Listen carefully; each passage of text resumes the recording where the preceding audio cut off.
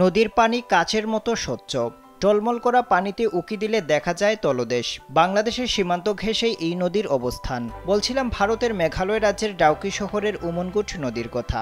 এই নদী জয়ন্তিয়া এবং খাসি পাহাড়ের মাঝ দিয়ে বয়ে গেছে, এরপর বাংলাদেশে প্রবেশ করেছে।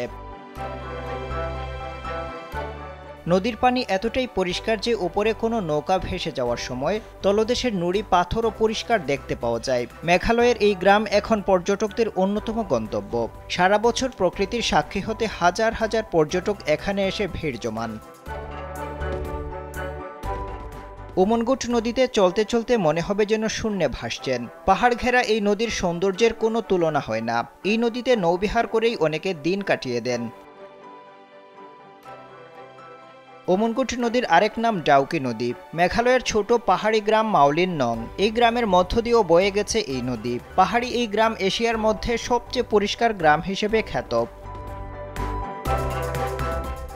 প্রশ্ন হলো, কেন এই নদীর পানি এতটা স্বচ্ছ? মূলত দূষণমুক্ত হওয়ার কারণেই পানি এতটা স্বচ্ছ।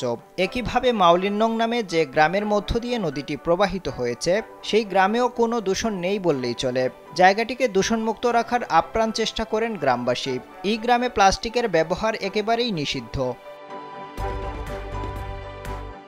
পাহাড়ি নদী হওয়ায় এই নদীর গভীরতা খুব বেশি নয়, মাত্র 15 ফুট। নদীর উপর একটি ঝুলন্ত সেতু রয়েছে, যা দুই দিকের দুই পাহাড়ের মধ্যে সংযোগ স্থাপন করেছে।